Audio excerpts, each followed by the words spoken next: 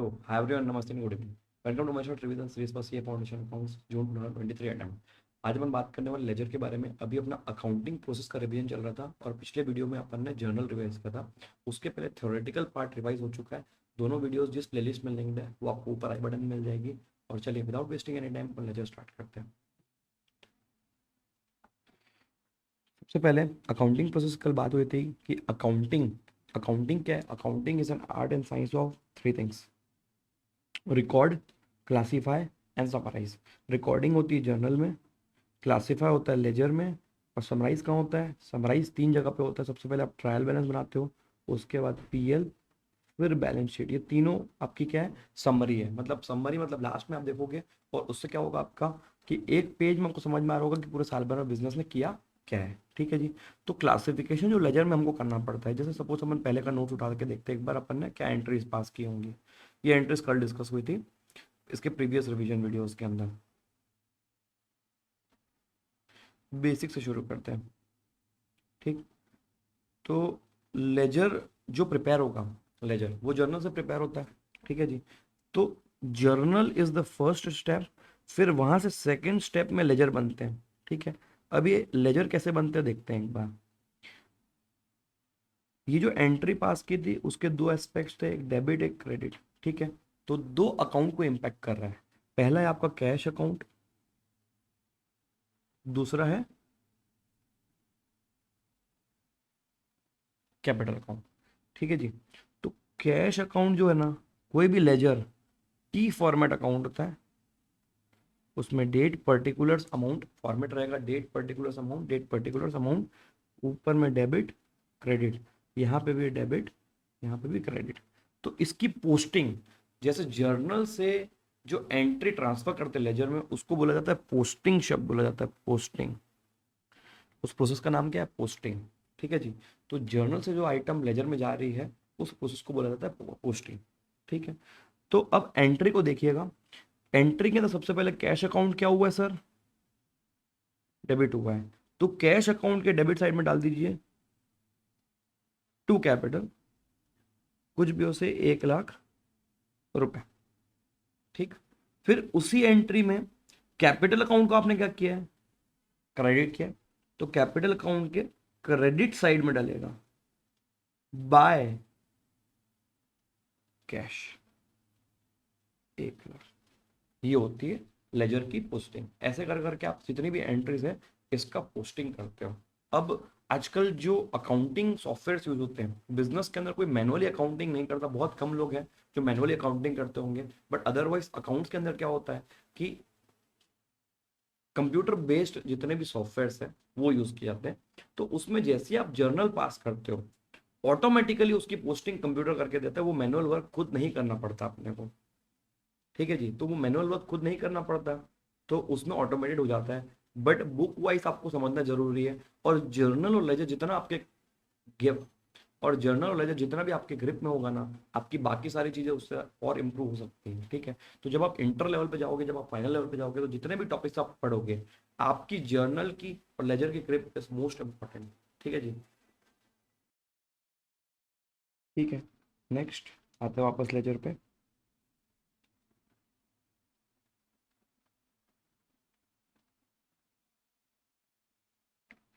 तो accounting process इस तरीके से होता है। रिकॉर्डिंग होती है जर्नल के अंदर, क्लासिफिकेशन होता है लेजर में, फिर लेजर से जो डेटा होता है वो मूव होता है ट्रायल बैलेंस पे। ट्रायल बैलेंस से आप दो चीज़ें बनाते हैं, एक होता है पीएल और एक होता है बैलेंस शीट। पीएल में आपके आई प्लस ई आइटम्स आते हैं, income plus expenditure. Balance sheet के अंदर आपके ए प्लस एल आइटम्स आते हैं, एसेट एंड लाइबिलिटी। ठीक है सर। रिकॉर्डिंग करने के बाद आप क्या करते हो? आप जर्नल में पोस्टिंग करते हो। ठीक है। अब वहाँ पे सिमिलर जो अपन ने अभी ट्रांजेक्शन देखा उसी के एग्जाम्पल दिए हुए हैं। Next purchase account debit 70,000 to Rakesh. तो परचेज के डेबिट साइड में आप पोस्ट करेंगे टू राकेश 70, और एक अलग से राकेश का अकाउंट होगा, राकेश के क्रेडिट साइड में पोस्ट करेंगे बाय परचेज 70,000। ठीक। अब ये बेसिक पोस्टिंग होने के बाद एक आप ओपनिंग बैलेंस की पोस्टिंग भी समझिएगा। ओपनिंग बैलेंस की जो पोस्टिंग होती है, जैसे अपन ने ओपनिंग एंट्री सीखा था, वैसे ओपनिंग बैलेंस की जो पोस्टिंग होगी वो किसी भी अकाउंट में दो टाइप के अकाउंट्स होते हैं। एक आपके ऐसे कैटेगरी के अकाउंट्स हैं जिनके डेबिट बैलेंसेस होते हैं। डेबिट बैलेंस किसके किसके होते हैं? एक्सपेंसेस के होते हैं और एसेट्स के होते हैं। सिमिलरली जो क्रेडिट बैलेंस होता है वो किसका होता है? Liability, income and capital. Liability, income and capital इनका होता है। तो सपोज अपना कोई भी एसेट अकाउंट है, एसेट अकाउंट जैसे कि कैश अकाउंट, इनका जो बैलेंसेस है, इनका नेचर क्या है? डेबिट है, तो डेबिट साइड में टू बैलेंस ब्रॉट डाउन लिखेंगे। और सपोज से कोई लोन अकाउंट है या कोई कैपिटल अकाउंट है, उसका क्रेडिट साइड में बाय बैलेंस ब्रॉट डाउन करके ओपनिंग बैलेंस लेके आएंगे। ठीक। सिमिलरली क्लोजिंग बैलेंस कैसे निकलता है? जैसे सपोज कोई एसेट का अकाउंट है, ठीक, यहाँ पे एंट्रीज होगी टू टू बाय बाय कुछ भी से, यहाँ पे 1 लाख है, फिर आपका 50,000 है, फिर यहाँ पे बाय 20,000 है। ठीक। सबसे पहले आपको क्या करना है? आपको रफ साइड में दोनों कॉलम के टोटल निकाल लेने हैं। ठीक है, पहले कॉलम डेबिट साइड वाले कॉलम का टोटल मुझे 150 दिख रहा है, डेबिट 1,50,000 और क्रेडिट कितना दिख रहा है? 20,000। तो अल्टीमेट मतलब ये हुआ ना कि डेबिट बैलेंस हमारे पास 1,30,000 रुपए का है। तो यार अकाउंट्स में ना डबल एंट्री सिस्टम में दोनों साइड को अपने को इक्वल रखना है। इस रीजन से जो आपका डिफरेंस रहेगा, देखो यहाँ पे तो 1,50,000 है ही है, अपने को बैलेंस की जो क्लोजिंग बैलेंस की पोस्टिंग है ना, वो उल्टे साइड में करनी है। ठीक है, जैसे देखो डेबिट साइड ज्यादा है इस केस में, debit is more than credit, तो डेबिट बैलेंस आ रहा है इस केस में 1,30,000 का, बाय बैलेंस क्लोज डाउन करके 1,30,000, और यही अगले पीरियड में टू बैलेंस ब्रॉट डाउन करके 130 उधर डेबिट साइड में आ जाएगा। यहाँ से भेजो वहाँ पे वो रिसीव कर लोगे। ठीक है जी, ये आपका प्रोसेस हो गया क्लोजिंग बैलेंस निकालने का। ठीक। बट ये भले ही आप पोस्ट कर रहे हो क्रेडिट साइड, ध्यान दीजिएगा बेटा मेरी बात को, क्रेडिट साइड आप पोस्ट कर रहे हैं, बट इसका जो बैलेंस है उसको कहलाएगा डेबिट बैलेंस ही कहलाएगा। सिमिलरली अगर कोई लाइबिलिटी का अकाउंट हुआ, सपोज से आपने लोन लिया बाय बैंक, आपने लोन ले लिया 1 लाख का, ठीक, यहाँ पे आपने कुछ पेमेंट भी कर दिया, टू बैंक कर दिया आपने से 10,000, तो बैलेंस कितना बच रहा है? टू बैलेंस क्लोज डाउन 90,000 बच जाता है। ठीक है, इस तरीके से इसका क्लोजिंग बैलेंस निकाला जाता है। तो लेजर की नॉलेज बेटा इतनी रहेगी, इससे ज़्यादा कुछ होता नहीं है। लेजर 2-4 की प्रैक्टिस कर लोगे, आपको कॉन्सेप्चुअली क्लियर हो जाएगा कि लेजर क्या होता है। ठीक। Next is trial balance. ठीक है, ट्रायल बैलेंस में आप क्या करते हो? एक रफ शीट पकड़ते हो, जितने भी ऊपर अपन ने लेजर बनाए ना, जैसे ऊपर क्लोजिंग बैलेंस निकाल रहे थे, तो ट्रायल बैलेंस यहीं बना के दिखा दे रहा हूँ आपको ट्रायल बैलेंस कैसे बनता है। इसको ऊपर में बोलते हैं ट्रायल बैलेंस, नीचे आप लिखते हो एज एट। एज एट का मतलब है कौन से दिन का ट्रायल बैलेंस बन रहा है। ठीक। अब जैसे मान लो ऊपर एक एसेट अकाउंट था, तो आप लिख लो 1 एसेट, यहाँ पे क्रेडिट साइड में बैलेंस दिया हुआ 1,30,000, तो वो बैलेंस क्या है? डेबिट है, तो आप डेबिट साइड में डालोगे डेबिट बैलेंस 1,30,000। सिमिलरली दूसरा क्या था? लोन था, तो लोन भले ही पोस्ट किधर था? डेबिट साइड में पोस्ट था, लेकिन बैलेंस कौन सा है? ये बैलेंस क्या है? ये क्रेडिट बैलेंस है एक्चुअल में, तो आप यहाँ पे क्रेडिट साइड में पोस्ट करेंगे 90,000, और यहाँ पे बैलेंसिंग फिगर जो होता है तो आपका कैपिटल रहेगा 40,000। अल्टीमेटली आपका ट्रायल बैलेंस मैच कर जाएगा 1,30,000 और 1,30,000, खत्म हो गया। जितने भी लेजर है उनको पकड़ के एक अलग से एक रफ शीट निकालिए, उसमें एक फॉर्मेट ड्रॉ कर लीजिए। ठीक है, अकाउंट नेम, डेबिट और क्रेडिट। ठीक है, एसेट्स, ठीक है, एसेट्स का डेबिट नेचर होता है, डेबिट कॉलम में जाएगा, और एक्सपेंसेस भी डेबिट कॉलम में आएंगे। वैसे ही आपका LIC, लाइबिलिटी, इनकम और कैपिटल, LIC आपका किस में आएगा? क्रेडिट कॉलम में आ जाएगा। दोनों का टोटल मैच हो गया, मतलब आपने सारा एंट्री प्रॉपर से रिकॉर्ड किया है, और जितने भी लेजर पोस्टिंग हुई वो भी प्रॉपर हुई है, एंड आपका ट्रायल बैलेंस भी प्रॉपर बन चुका है। इस तरीके से आपका ट्रायल बैलेंस बनता है। ठीक। Trial balance is prepared as on a particular date which should be mentioned at the top. ठीक है जी, in the second column the name of the account is written, in the fourth column the total of debit side of the account concerned or debit balance if any is entered, in the next column आपको credit side डालना पड़ेगा। The two columns are total at the end and the first and the third column needs no explanation.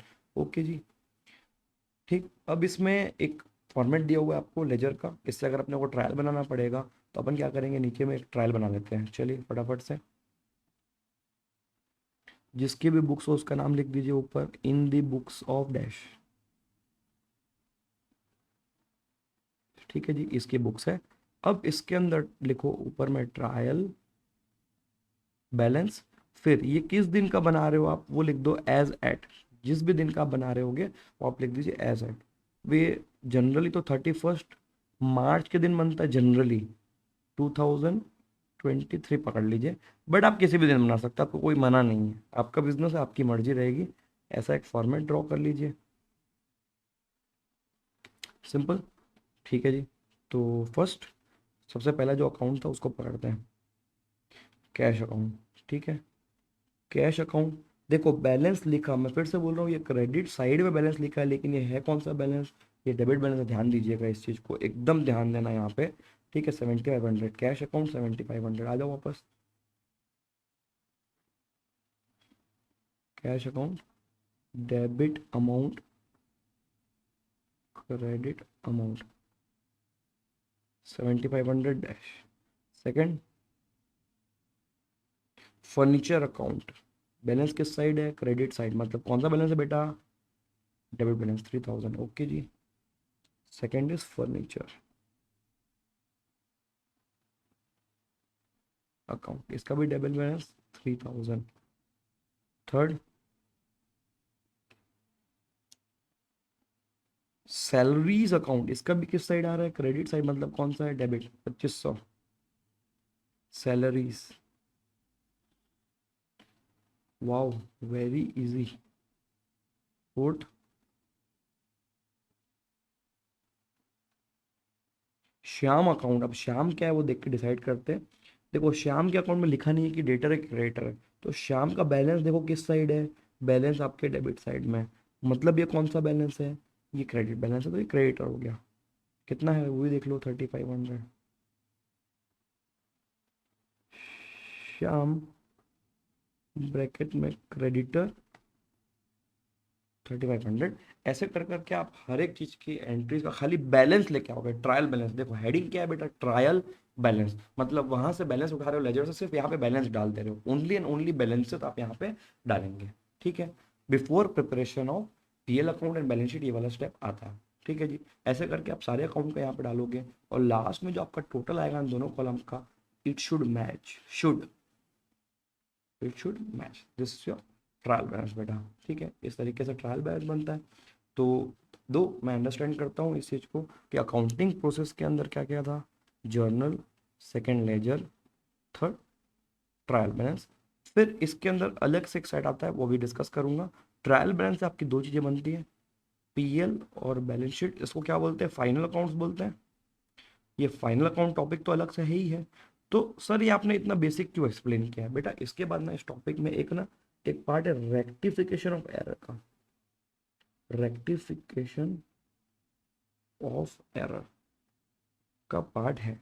ठीक है, अब इसको कई बच्चे सोचते हैं कि हम 11th में पढ़ के आए हैं, हमारे लिए बहुत अच्छी अच्छी बात है, आपके लिए अगर इजी होगा बहुत अच्छी बात है, बट आप एक बार देखिए जो मार्क्स वाला कॉलम है वहाँ पे ऑन एन एवरेज अगर इस टॉपिक से 18 मार्क्स का पूछता है ऑन एन एवरेज, तो 18 में से 8.8 मार्क्स, और 5 अटेम्प्ट में देखिए कि 17 में से 12 मार्क्स कहाँ से आया है, रेक्टिफिकेशन से आया है।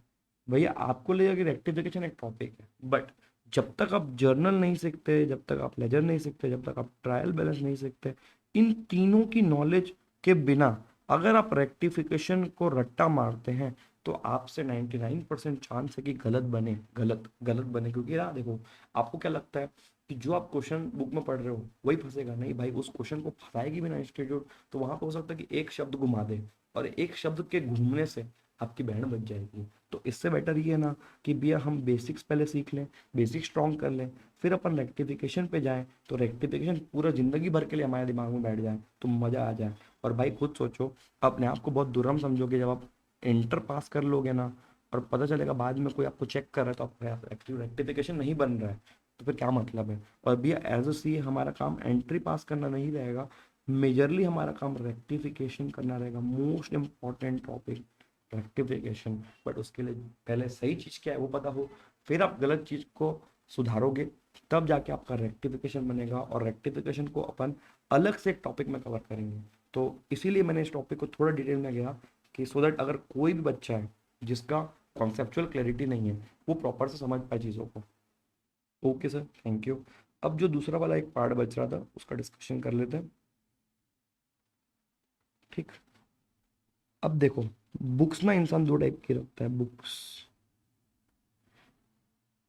एक तो ये है कि जर्नल मेंटेन करें, फिर लेजर बनाएं, फिर यहाँ से ट्रायल बैलेंस प्रिपेयर करें, फिर पीएल, और फिर बैलेंस शीट। तो आगे कुछ लोगों ने एक अलग तरीका निकाला है जिसमें वो subsidiary books plus cash book maintain करते हैं। उसमें जर्नल लेजर नहीं है, subsidiary book plus cash book. ठीक है, सब्सिडियरी बुक और कैश बुक में क्या होता है, जितने भी कैश ट्रांजैक्शन है वो कैश बुक रिकॉर्ड करेगा, और सब्सिडियरी बुक्स के अंदर क्रेडिट ट्रांजैक्शंस रिकॉर्ड होंगे, खाली क्रेडिट ट्रांजैक्शंस। अब इसके अंदर बुक्स क्या होती है, एक होता है परचेज, एक होता है सेल्स, एक होता है परचेज रिटर्न, एक होता है सेल रिटर्न, फिर कुछ बीआर बुक्स भी मेंटेन होती है। इसके अलावा एक होता है JP, journal proper. Journal proper के अंदर जो पहले के 4 में नहीं आया वो अदर आइटम इसके अंदर फॉलो हो जाएगा, नॉन कैश ट्रांजैक्शन, क्योंकि कैश होगा तो वो कैश बुक कैप्चर करेगी। इस तरीके के आपके 2 चैप्टर है जिसका रिवीजन कराना नेसेसरी नहीं है मेरे साइड से, क्योंकि बहुत ईजी टॉपिक्स है, इसकी सिर्फ प्रैक्टिस इंपॉर्टेंट है, प्रैक्टिस। ठीक है, इसको आप गलती से भी छोड़ के ना, जब प्रोसीजरल टॉपिक है, स्टेप बाय स्टेप आपको देखना है कैसे बनता है। ठीक है, तो इसकी आप प्रैक्टिस कर ले जरूर से, क्योंकि एग्जाम में पैटी कैश बुक के क्वेश्चन वगैरह दिख जाते हैं कई बार, या triple column cash book, triple column cash book. Cash book में जरूर से कॉन्ट्रा एंट्री में ध्यान दीजिएगा, कॉन्ट्रा एंट्री में। कॉन्ट्रा एंट्री का मतलब क्या होता है, जब आप डबल कॉलम कैश बुक बनाते हो, डबल कॉलम कैश बुक कैसी बनती है देखो इधर,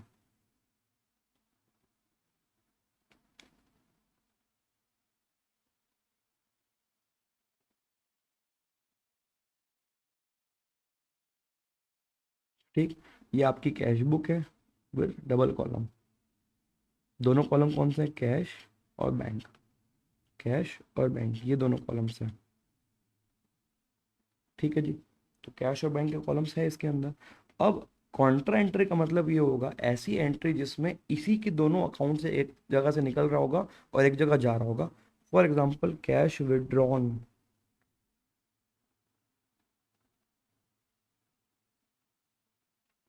20,000। इस एंट्री का मतलब पहले समझो, कैश इंक्रीज हुआ है और बैंक डिक्रीज हुआ है, यही होगा। कैश विदड्रॉन मतलब कैश आया, तो कैश अकाउंट के डेबिट साइड में जाएगा 20,000, बैंक में डैश मार दो, और बैंक अकाउंट के क्रेडिट साइड में जाएगा 20,000। ये पोस्टिंग समझिएगा। ठीक है, इस तरीके से कैश इंक्रीज होगा तो मैं डेबिट साइड में डाल दूंगा, और बैंक डिक्रीज होगा तो मैं इसके क्रेडिट साइड में डाल दूंगा। अब जहाँ पे आपने कैश लिखा है वहाँ पे, यहाँ पे तो आप कैश लिख नहीं पाओगे, तो टू बैंक हो जाएगा, और यहाँ पे बैंक में एंट्री मार रहे हो तो बाय कैश, और यहाँ पे आप लिखते हो कॉन्ट्रा, यहाँ पे आप लिखते हो कॉन्ट्रा। सिमिलरली एक और entry, cash deposited, deposited to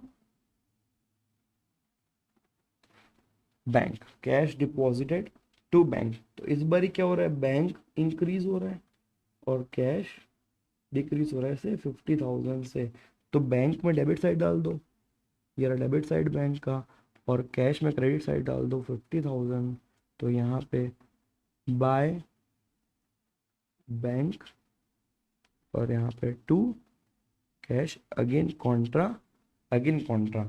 एक और वैरायटी आती है ये डबल कॉलम कैश बुक में, जहाँ पे वो आपको ये बोलेगा कि कैश के ड्रॉवर में, कैश के ड्रॉवर में 20,000 छोड़ देना, बाकी जितना बचेगा पूरा बैंक में ट्रांसफर कर देना, ऐसा एक क्वेश्चन रहेगा। तो आप क्या करोगे इस केस में, जैसे मान लो अपने को कैश के ड्रॉवर में 20,000 छोड़ना है, तो यहाँ पे आप बाय बैलेंस सीडी जो रहता है वही तो कैश का ड्रॉवर हुआ, तो वहां पे आप 20,000 यहाँ पे मार्क कर दो। अब इसका जो बैलेंसिंग फिगर आप निकालेंगे टोटल वगैरह मार के, उसमें आप करोगे बाय बैंक और टू कैश करके एंट्री, फिर आप ये वाला अमाउंट निकालेंगे। ऐसा करके प्रोसेस रहता है। ये ट्रिकी चीज़ों को मैंने डिस्कस कर लिया, बाकी आप अपना प्रैक्टिस कर लीजिए। और ज़रूर से इस क्वेश्चन, यहाँ से क्वेश्चन आता है लास्ट एग्जाम में, ट्रिपल कॉलम कैश बुक का क्वेश्चन आया हुआ है। तो इंपॉर्टेंट टॉपिक रहेंगे रेक्टिफिकेशन, कैश बुक और subsidiary books most important, but rectification समझने के लिए जर्नल और लेजर समझना जरूरी है। सो देयरफॉर अपन ने डिस्कस कर लिया हाथों हाथ। चलिए विद दैट अपना ये वाला रिवीजन वाला पार्ट कंप्लीट होता है। आप जरूर से सब्सिडियरी बुक्स का और कैश बुक का रिवीजन कर लीजिएगा, ट्रिकी पार्ट ऑलरेडी डिस्कस्ड है। अब नेक्स्ट वीडियो में अपन क्या करेंगे, अपन रेक्टिफिकेशन को रिवाइज करेंगे पूरे माहौल में, बट रेक्टिफिकेशन को रिवाइज करने के पहले इसको रिवाइज कर लीजिए। अगले वीडियो में अपन रेक्टिफिकेशन बहुत डिटेल में और बहुत अच्छा डिटेल वीडियो, जिससे आप वीडियो करते करते पूरी प्रैक्टिस कर लोगे रेक्टिफिकेशन की, आपको अलग से पढ़ने की जरूरत नहीं पड़ेगी। Thank you so much, have a nice day. और किसी फ्रेंड्स जो आपको जान खा रहे फोन करके कि ये बता दे समझा दे, उसको मेरे वीडियो शेयर कर दीजिए, सो दैट आपका भी जानना है, उसकी भी हेल्प हो जाए। Thank you so much, have a nice day, bye everyone, take care.